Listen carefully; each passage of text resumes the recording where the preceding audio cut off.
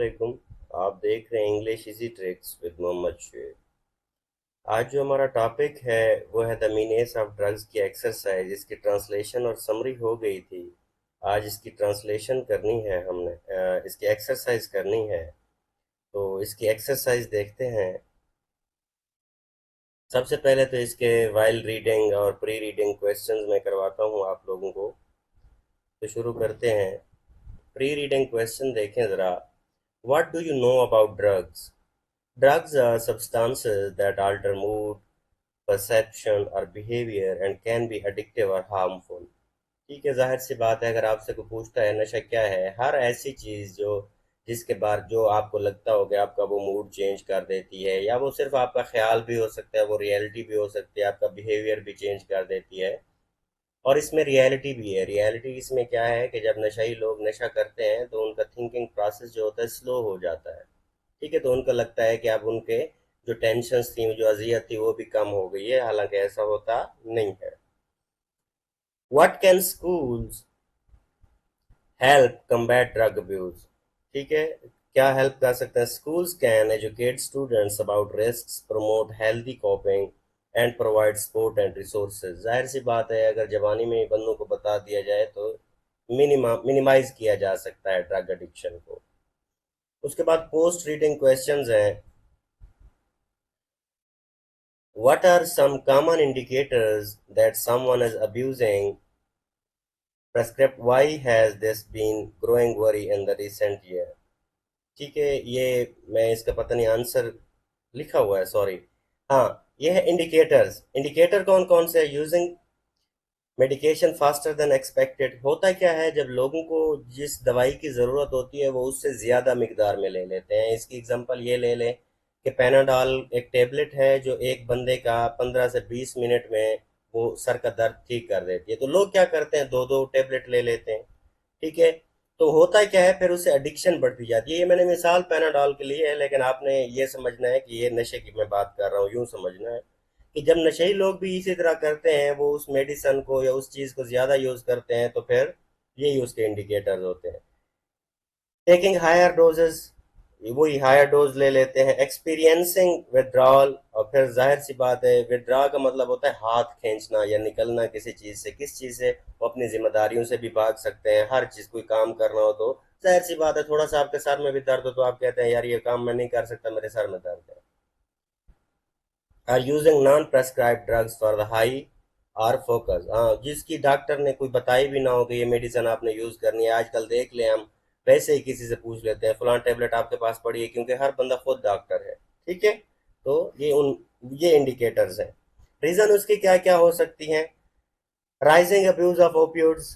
ठीक है, नशे, हीरोइन पाउडर, ये इनका जो है इस्तेमाल बहुत ज़्यादा बढ़ रहा है। एंटी एंग्जाइटी मेडिसिन, ठीक है, मेड्स मैंने लिखा हुआ है, तो ये सारी मेडिसिन, सेडेटिव्स, ये भी वही है। And stimulants often starting with the legitimate medical use but leading to the dependency. कहता है कि अक्सर तो वो शुरू इस वजह से किए जाते हैं कि डॉक्टर बताते हैं, लेकिन फिर भी इनकी आदत पड़ जाती है और लोग इस लत में पड़ जाते हैं।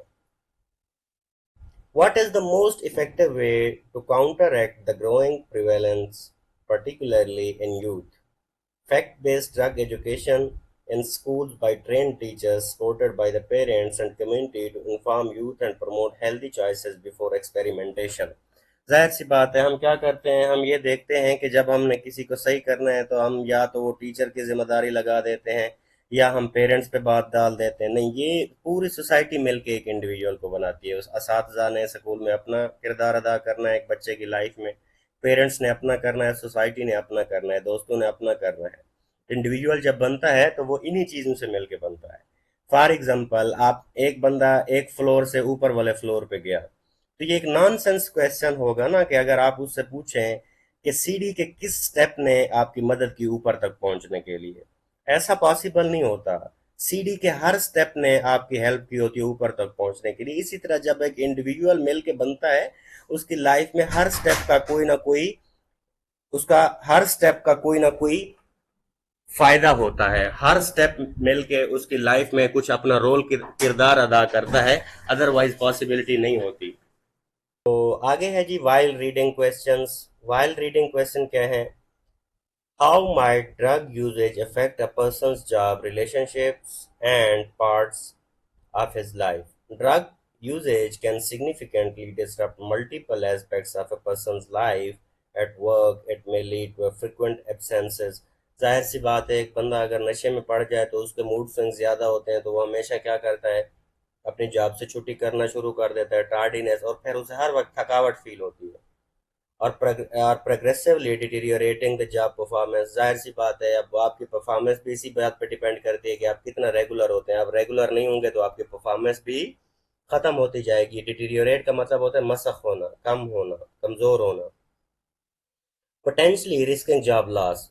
और फिर ये इस बात में भी कंक्लूजन निकल सकता है कि वो जॉब भी अपने हाथ से खो बैठे। In relationships, drug abuse can cause individual to neglect the social and family responsibilities, straining or breaking bonds with the friends and loved ones। तो जब बंदा नशे में पड़ जाता है तो आप देख लेना, तो उसे दोस्तों का ख्याल होता है, उसे ये पता नहीं होता किसी की खुशी गमी में कैसे शरीक होना है। उसे अपनी दुनिया में ही, अपनी ही दुनिया में वो होता है, उसे दुनिया का कोई पता नहीं होता। Overall, it can consume a person's life, halting social and intellectual development and creating a physical and psychological dependency that compromises their ability to function effectively in the various domains।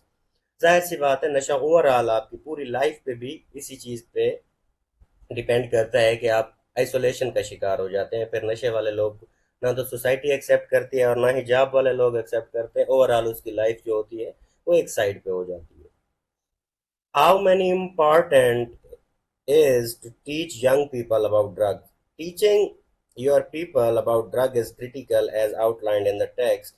Effective drug education helps prevent substance misuse by providing the fact-based information before experimentation begins, reducing the likelihood of drug use।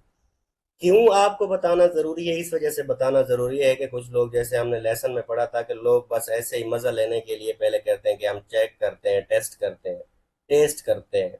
वो test करते करते उनको आदत पड़ जाती है। अगर पहले ही उनको नुकसान बता दिया जाए तो लोग फिर क्या कहेंगे, उसे उस टेस्ट भी नहीं करेंगे दोस्तों के साथ बैठ के। It shapes attitudes, equips teams with the strategies to navigate risky situations and promotes healthier choices। तो जाहिर सी बात है, अगर आपको पहले पहले पता चल जाए कि ये बुरी चीज़ें हैं तो आपके चॉइसेस हेल्दी होंगे, आपके जो फैसले होंगे वो अच्छे होंगे।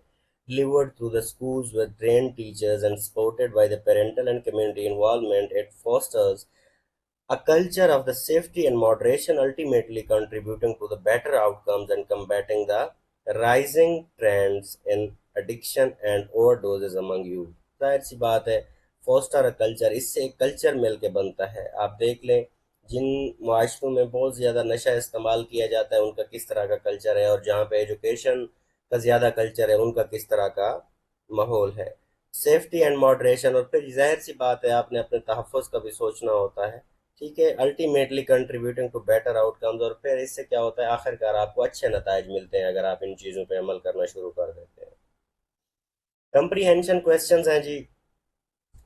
What do you understand about drug addiction? Explain briefly। Drug addiction is a condition where a person's repeated use of drugs, whether illegal or prescription, turns a voluntary choice into the physical and psychological need।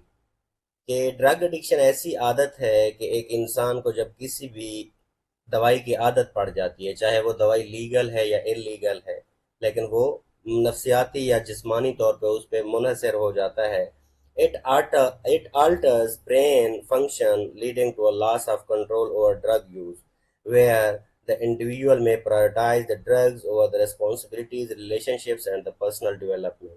जाहिर सी बात है, फिर इंसान उसी पे dependency उसकी आ जाती है और वो उसी को ही तरजीह देता है कि बस मेरी अब तरजीहात में वो कहता है कि वो ड्रग लेना रह गया है। उससे कोई भी दोस्त नाराज हो जाए, कोई भी उसका रिश्ता टूट जाए तो उसे फर्क नहीं पड़ता।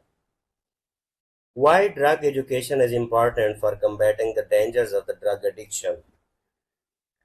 Drug education is crucial because it informs communities about the effects of the drugs on physical health, promotes a culture of the safety and moderation, and empowers the individuals to make informed, healthier choices। जाहिर सी बात है, आप नौजवानों को यही बताना चाहते हैं कि भाई अगर आप ये काम करेंगे तो आप किस तरह के कॉन्सिक्वेंसेस देखेंगे, अगर आपकी चॉइसेस हेल्दी होंगी तो आपकी लाइफ कितना अच्छी हो सकती है। It helps shape attitudes, provides strategies for handling the risky situations, and reduces substances misuse through the evidence-based training, especially when supported by the schools, parents, and communities. ठीक है। तो इस तरह से अगर एजुकेट किया जाए बच्चों को और उनके पेरेंट्स को भी बुला के कहा जाए कि इनको इस तरह से डील करना है अगर कोई ड्रग एडिक्शन का आदी है, तो इससे फिर एक हमारा मुआशरा अच्छाई की तरफ जा सकता है। What are the devastating effects of the drugs on the nation's youth? Drugs undermine the health of the youth and destroy their futures by causing addiction, leading to overdose, and stopping social and intellectual development. This can result in compromised ability to function in the school, work, or the social setting, ultimately affecting their potential and well-being. जाहिर सी बात है, अगर आप कहीं पे काम करते हैं वहां पे भी आप नशा करते हैं, सेम वही चीजें हैं जो पहले हम ऑलरेडी डिस्कस कर चुके हैं। आपकी ओवरऑल लाइफ जो होती है वो अफेक्ट होती है, चाहे आप जवान हैं चाहे आप बुढ़ापे में, कभी किसी भी उम्र में आप नशा करते हैं तो आपका जितना पोटेंशियल होता है उतना आप शो नहीं कर सकते। Write some effective strategies for coping with the drug addiction. Take prescription medicine as directed. ठीक है, जैसे बताया जाए, जितना अरसा बताया जाए उतना ही मेडिसिन को यूज करना चाहिए, ना कि ज्यादा करना चाहिए। सीख प्रोफेशनल हेल्प। और हम फिर मशवरा किससे करते हैं? हम हमेशा जो भी हमारे साथ होता है उससे मशवरा ले लेते हैं। हमें ये नहीं पता होता कि एक्सपर्ट से अगर मशवरा ले लें तो वो थोड़ा सा बेहतर होगा। Participate in the drug education programme. और फिर उसमें शिरकत करनी चाहिए। जो नशे के लिए प्रोग्राम हो रहे होते हैं ना, उनमें जो रिसेंट रिसर्चेज होती हैं उनके बेस पे वो बात कर रहे होते हैं कि दुनिया में क्या क्या हो रहा है और आजकल कौन कौन सा तरीका कार जो है सक्सेसफुल जा रहा है। Build a sport system. जाहिर सी बात है, हम करते क्या है, हम स्पोर्ट सिस्टम नहीं बनाते। या तो हम किसी से दूर हो जाते हैं या हम किसी के करीब रहते हैं। और पाकिस्तानी सोसाइटी में ज्यादा मसला आपको ये देखने को मिलेगा कि जो बंदा हमें पसंद होता है उसके ऐप भी खूबियां लगते हैं और जो बंदा पसंद नहीं होता उसकी खूबियां भी ऐप लगती हैं हमें। ठीक है। लेकिन ऐसा बहुत कम होता है कि जब एक दोस्त में हम बुराई देखें तो उसे बैठ के समझाएं। ठीक है। तो यही बिल्ड स्पोर्ट सिस्टम, एक स्पोर्ट सिस्टम हमें बनाना चाहिए जिसमें फैमिली भी, फ्रेंड्स भी, सोसाइटी, सब ने अपना रोल अदा करना है ताकि अच्छी अकाउंटेबिलिटी हो सके। Develop strategies for the risky situation. जाहिर सी बात है, टेक्निक सीखें। अगर आपको पता होना चाहिए कि कैसे कैसे हमारे जैसे पेरेंट्स, अगर बच्चा कोई बात नहीं मान रहा होता तो उसके दोस्तों को अप्रोच करते हैं, बच्चे ये आपका दोस्त है, आप इसको समझाने की कोशिश करें।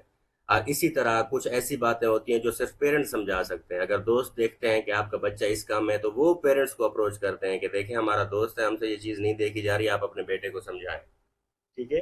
तो इस तरह से एक सपोर्ट सिस्टम और इस तरह की स्ट्रेटेजीज बनानी चाहिए सिचुएशंस में। For what reason truly do individuals from varying backgrounds counter issues with drug use as indicated by text? People from all walks of the life experience drug use issues regardless of the age, race, backgrounds, or the reason for starting, such as curiosity, social connection, peer pressure, or to cope with the stress, anxiety, depression, or medical condition. अब देखें सारी ये जितनी चीजें भी हैं, लोग इनको कम करने के लिए क्या करते हैं? नशा करते हैं। दोस्तों के साथ बैठ के सूटा लगा लिया, या मेडिसिन कोई डॉक्टर ने दी थी तो उसने कम वक्त के लिए बताई थी, हम ज्यादा अरसा लेते रहे। ये सारी चीजें। Both illegal drugs and prescription medication like painkillers or sedatives can lead to the abuse and addiction. तो कहते हैं कि कोई भी दवाई जिसका आप डॉक्टर अगर आपको 2-4 दिन बताते हैं और आप एक हफ्ता खा लेते हैं तो फिर आपका दिल करता है 15 दिन खाएं, बस फिर इसी तरह से बात आगे बढ़ती जाती है। तो ये एक नेगेटिव चीज है। How do you think drug abuse affect an individual's life? Drug abuse can consume an individual's life. ठीक है, ड्रग एक बंदे की लाइफ भी ले सकती है, जान भी ले सकती है, लीडिंग टू मिस्ड और लेट अटेंडेंस एट वर्क और स्कूल। जाहिर सी बात है, जो बंदा नशा करता है तो वो स्कूल टाइम पे कैसे पहुंचेगा? डिटीरियरेटिंग जॉब और एकेडमिक परफॉर्मेंस, और उसकी ओवरऑल जो परफॉर्मेंस होती है वो भी कम होती जाती है। निगलेक्ट ऑफ सोशल और फैमिली रिस्पॉन्सिबिलिटीज, और फिर वो अपनी जिम्मेदारियों को भी नज़रअंदाज करना शुरू कर देता है। It compromises the ability to stop using. ठीक है। आर्ट्स और सोशल इंटेलेक्चुअल डेवलपमेंट। जाहिर सी बात है, फिर अगर आपको अल्लाह ने एक तख्लीकी दिमाग दिया है तो आपके दिमाग की भी एबिलिटी जो होती है वो कम हो जाती है। And creates physical and psychological dependency that disrupts overall functioning.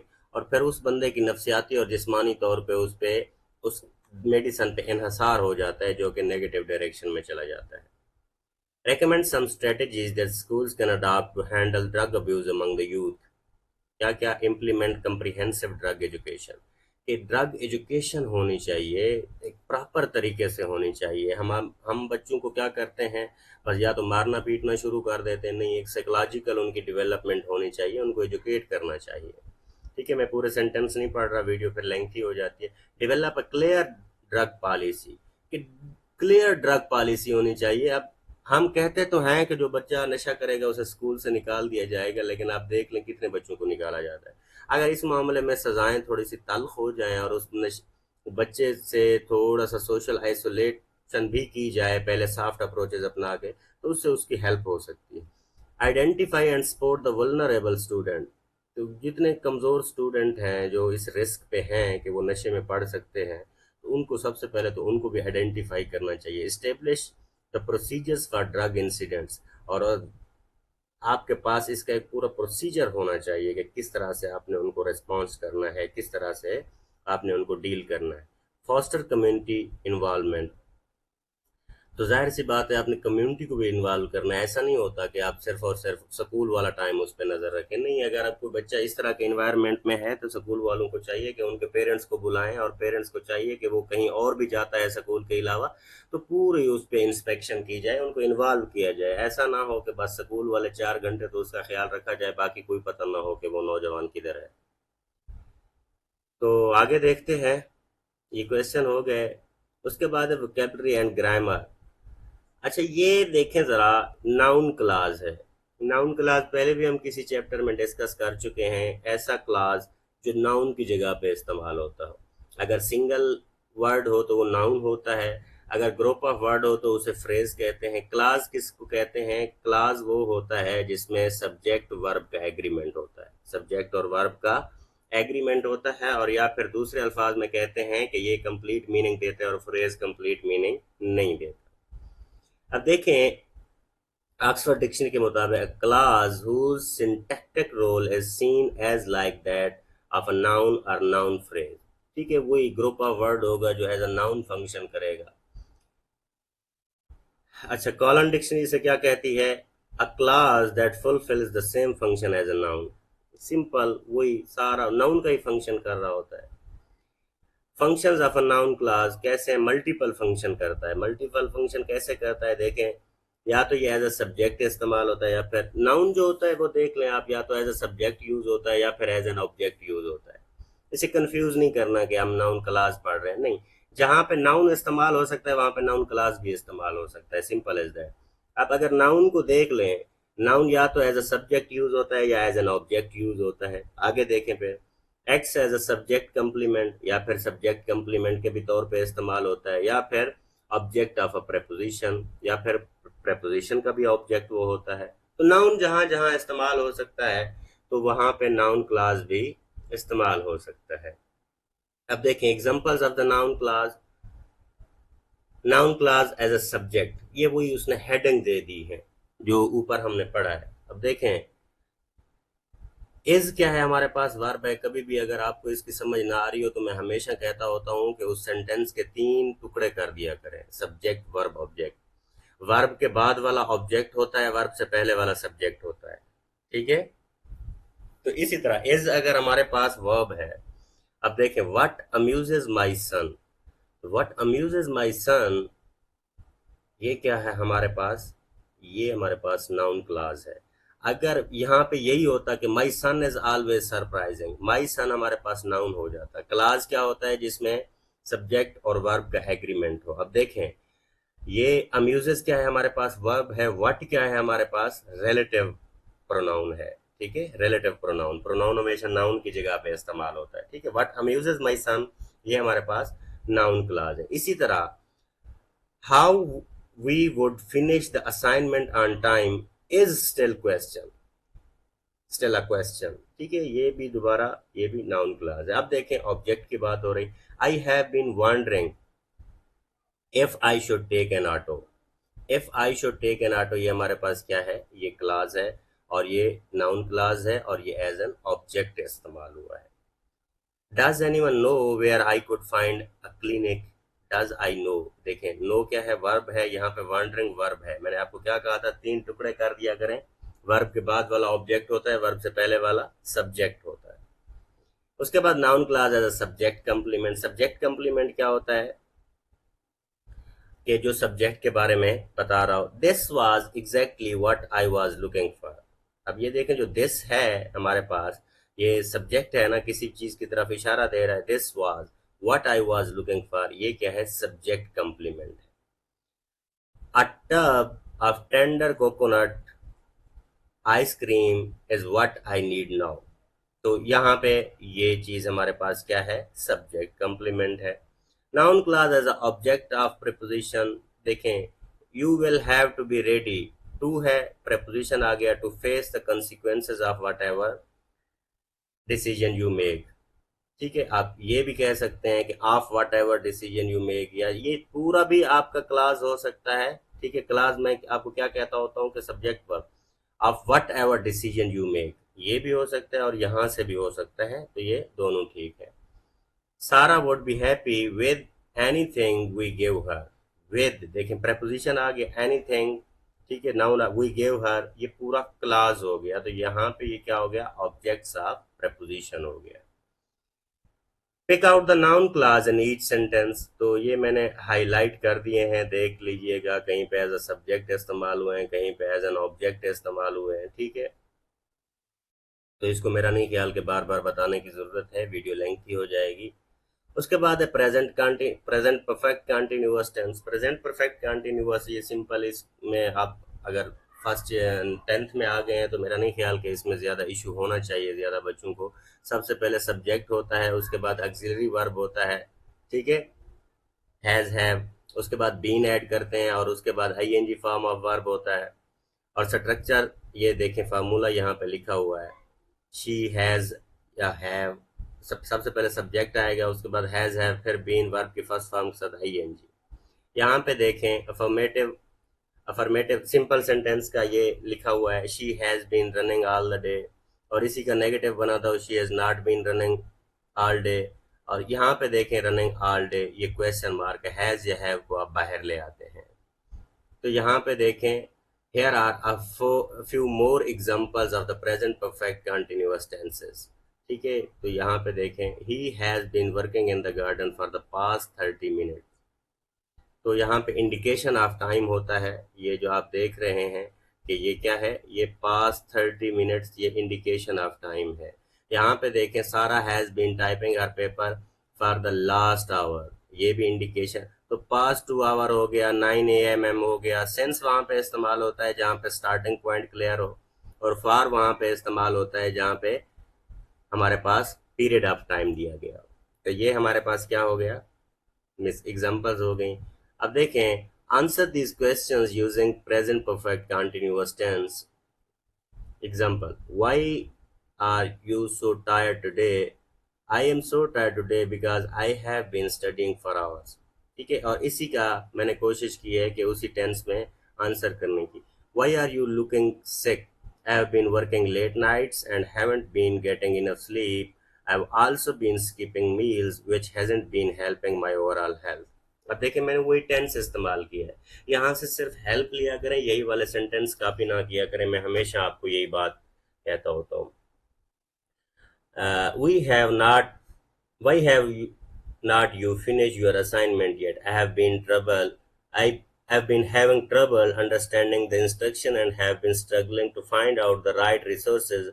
I've also been dealing with some technical issues that have been showing me down.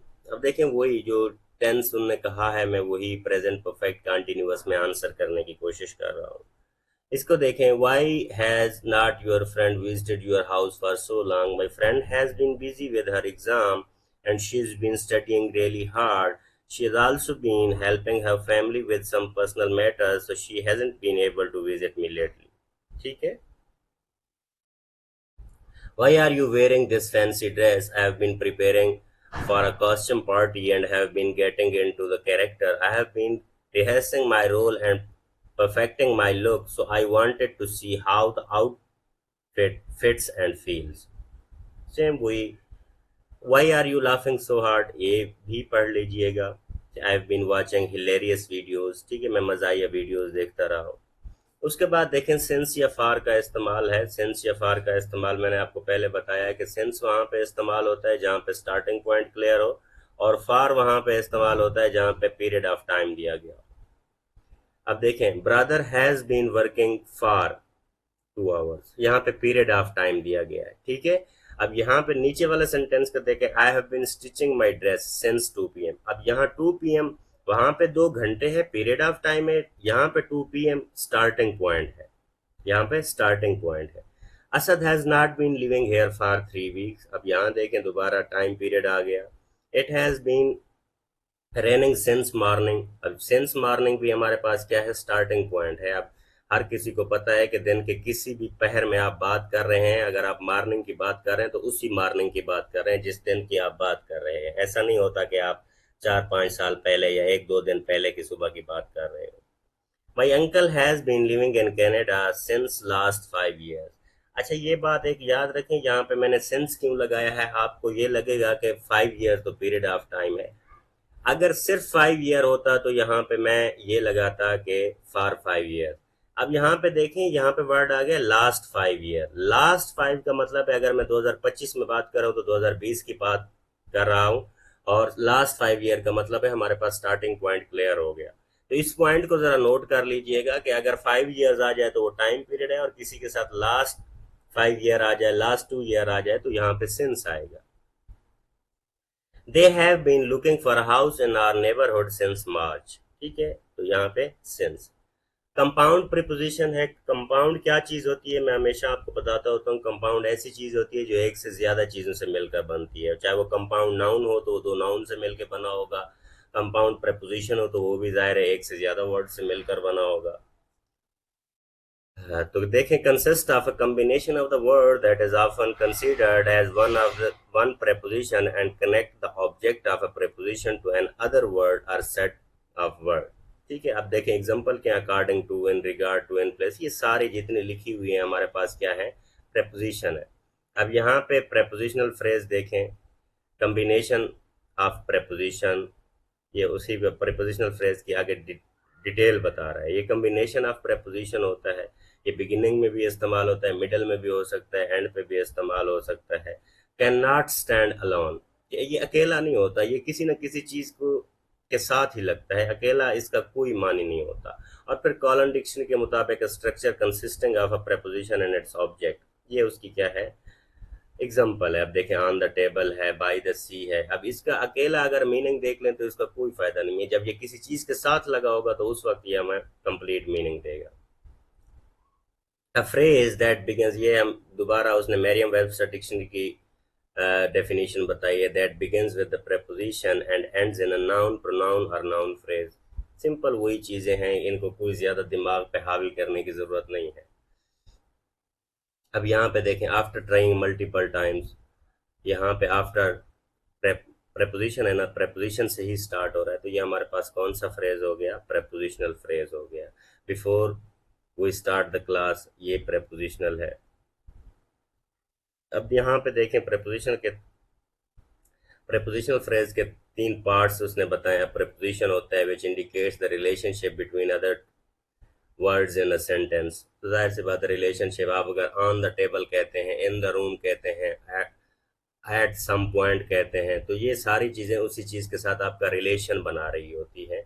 And object of the preposition, preposition के object पे भी इस्तेमाल होता है, कैसे, a person और thing that receives the action in a sentence, ठीक है। तो यहाँ पे ऑब्जेक्ट ऑफ प्रेपोजिशन होता है। एज अ मॉडिफायर भी ये काम करता है, कैसे जी, अ वर्ड, फ्रेज और class that describes another word in a sentence, जब वो किसी दूसरी चीज के बारे में बता रहा हो। फॉर एग्जाम्पल मैं कहता हूँ द गर्ल, द गर्ल तो हो गया, अब इसके साथ मैं प्रपोजिशन फ्रेज लगाता हूँ, the girl with the blue eyes is my daughter. अब विद द ब्लू आईज देखें, नाउन को मॉडिफाई कर रहा है, यहाँ पे एज अ मॉडिफायर यूज हो गया ये प्रपोजिशनल फ्रेज। देखें यहाँ पे भी उसने वही गर्ल वाली एग्जांपल दी हुई, द गर्ल, गर्ल तो हो गया। In the second row, in the second row किस चीज के बारे में बता रहा है, गर्ल के बारे में, गर्ल को मॉडिफाई कर रहा है, तो ये प्रपोजिशनल फ्रेज है, और ये एज एन एडजेक्टिव यूज हुआ है। अब देखें, अंडर द टेबल हो गया, ड्यूरिंग द ब्रेक हो गया, ये सारी चीजें क्या है, यहाँ पे एज अ मॉडिफायर इस्तेमाल हुई है, या फिर प्रेपोजिशन का ऑब्जेक्ट इस्तेमाल हुई है। अब यहाँ पे देखें, identify the compound preposition and prepositional phrases. Compound preposition को मैंने ग्रीन किया हुआ है और प्रेपोजिशनल फ्रेजेस को मैंने ब्लू किया हुआ है, ठीक है। तो ये देख लीजिएगा। आगे है choices. The heavy road traffic we arrived on time in spite of. और यहाँ पे देखें, the teacher justified the rule, the students demand for the clarification in response to. यहाँ पे देखें, in spite of the disturbance outside he managed. आपको ऐसा भी फील होगा कि दूसरी भी लग सकती हैं इस पे प्रीपोजिशन, इसमें कोई बड़ी बात नहीं होती, मुझे जो ठीक लगी है वो मैंने लगा दी। हर टायरिंग वर्क आवर्स, ठीक है, in addition to her tiring her work और she makes dinner for her family. अच्छा, आपको कहीं ना कहीं हिंट दिया होता है कि आपने क्या लगाना होता है। देखें, she makes dinner for his family. अब आपको पता है इसमें कोई चीज ऐड ही हो सकती है, इन स्पाइट ऑफ नहीं हो सकता, ठीक है, इन केस ऑफ नहीं हो सकता, यहाँ पे बाकी सुटेबल ही नहीं लग रही। हर sickness she attended the function in spite of her sickness, ठीक है। अब आगे देखें, को रिलेटिव कंजंक्शन है। को रिलेटिव किसको कहते हैं? जो दोनों एक साथ आते हैं, इनका चोली और दामन का साथ होता है, ठीक है। तो बोथ जहां आएगा तो उसके बाद एंड आएगा, इधर आएगा तो आर आएगा, नीदर आएगा तो नार आएगा, वेदर आएगा तो आर आएगा, नॉट ओनली बट आल्सो आएगा, हार्डली आएगा तो वेन आएगा, रादर आएगा तो देन आएगा। तो यहाँ इनके एग्जाम्पल भी दी गई है। तो इसी तरह ही ये इस्तेमाल होती हैं जिस तरह एग्जाम्पल लिखी गई हैं। मेरा नहीं ख्याल कि इनको मजीद एक्सप्लेन करने की ज़रूरत है। Read the following sentences and identify the correlative conjunction pair. तो ये कंजंक्शन के पेयर क्या है आपको मैंने हाईलाइट कर दिए हैं। और यहाँ पे देखें, ये जो 5 नंबर सेंटेंस है, यहाँ पे नॉट ओनली आना चाहिए था और यहाँ पे बट आल्सो आना चाहिए था। उसने सिर्फ नॉट लिख दिया है और फिर बट लिख दिया है। नॉट की जगह नॉट ओनली आएगा, बट की जगह बट ओनली आए, बट आल्सो आएगा। तो आगे देखें, both the teacher and the students, तो बोथ और एंड आएगा। I will either study tonight or go to the movie, तो आइदर और आर आएगा। यहाँ पे देखें, not only was she late but also she forgot her homework. He is not tall but strong, not only but also आएगा। यहाँ पे भी वही सेम मिस्टेक है, not only strong but also, not only tall but also strong। We can either take the bus or walk to the park, इधर और or आएगा। इधर देखें, recognize the subordinating conjunction in the following sentence। subordinate conjunction कौन सा होता है? आपको ऑन द वाइट बस, इसकी मैंने पूरी किसी चैप उसमें बताई हुई है किसी लेसन के एक्सरसाइज में। तो देखें, वेन एवर आ गया तो ये हमारे पास क्या है? सबऑर्डिनेटिंग कंजंक्शन है। तो इसके बाद वाला जो हमारे पास क्लास होगा वो क्या होगा? सबऑर्डिनेटिंग क्लास होता है। और कंजंक्शन हमारे पास क्या है? वेन एवर है, ठीक है। और यहाँ पे देखें, सिर्फ आल दो जो है वो सबऑर्डिनेटिंग कंजंक्शन है और ये जो मैंने हाईलाइट किया हुआ है ये क्या है? सबऑर्डिनेट क्लास है। ऑल दो क्या है हमारे पास? सबऑर्डिनेट कंजंक्शन है। और बिकॉज भी हमारे पास क्या है? सबऑर्डिनेटिंग कंजंक्शन है। बिफोर भी क्या है? सबऑर्डिनेट है। व्हेन भी क्या है? सबऑर्डिनेट है। लेकिन ये मैंने हाईलाइट किए हुए हैं सबऑर्डिनेट कंजंक क्लासेस किए हुए हैं।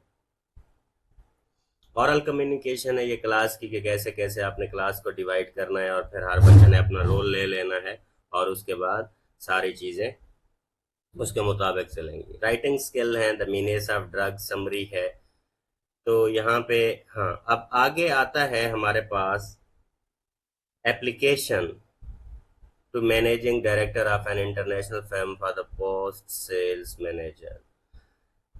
ये आप शुरू से पढ़ते आ रहे हैं, 9th में भी आपने पढ़ा होगा। ये इसका पैटर्न होता है, ठीक है। नेम आएगा, आपका एड्रेस आएगा, फिर ईमेल एड्रेस और फोन नंबर आएगा, उसके बाद आपने डेट लिखनी है, रेसिपेंट्स नेम है, सैल्यूटेशन है। ऐसा नहीं होना चाहिए कि आप अचानक से किसी चीज़ को स्टार्ट करते हैं। पहले हमेशा सलाम दुआ होती है, उसके बाद इंट्रोडक्शन होता है, आप अपने बारे में बताते हैं कि आप कौन हैं, क्यों आपने कांटेक्ट किया है या क्यों आप ये लेटर या एप्लीकेशन लिख रहे हैं।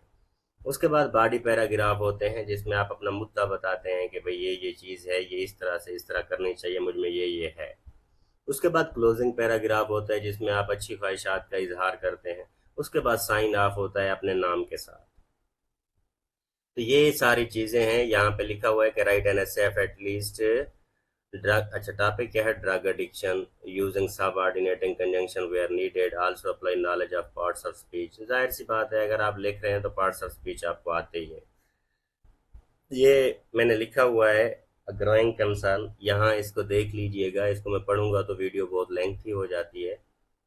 तो यहाँ पे आप पार्ट ऑफ स्पीच खुद भी रिकॉग्नाइज कर सकते हैं। मेरा नहीं ख्याल कि इसमें आपको पार्ट्स ऑफ स्पीच रिकॉग्नाइज नहीं होंगे। How to start essay writing. Essay writing को ये चार चीजें अगर आप देख लें, सबसे पहले रीडिंग है, एसे क्वेश्चन, लेक्चर नोट्स, मॉडल। कोई भी ऐसे जब आपने लिखना हो, सबसे पहले तो आपने स्टेटमेंट को समझना होता है। जो आपको टॉपिक दिया गया है उसके हिस्से बखरे किया करें कि उसके, अगर देखें उसके पॉजिटिव और नेगेटिव्स पूछे गए हैं तो आपके पास पॉजिटिव के पैराग्राफ हो जाएंगे, नेगेटिव के हो जाएंगे, पहले इंट्रोडक्शन हो जाएगा, एंड पे क्या हो जाएगा आपके पास, कंक्लूजन।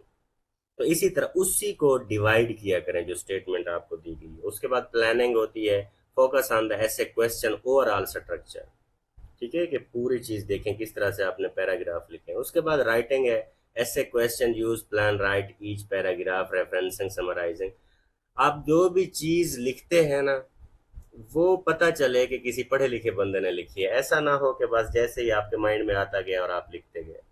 उसके बाद आपने रिव्यू करना होता है ऐसे क्वेश्चन सिलेक्शन के, जो चीज़ हमसे पूछी गई थी वही लिखी है हमने, कहीं पे हमने गलतियां वगैरह तो नहीं की हैं। तो ये यहाँ तक आपकी इस चैप्टर की एक्सरसाइज खत्म होती है। होपफुली किसी हद तक मैंने आपके लिए चीज़ें आसान की होंगी। Thank you so much.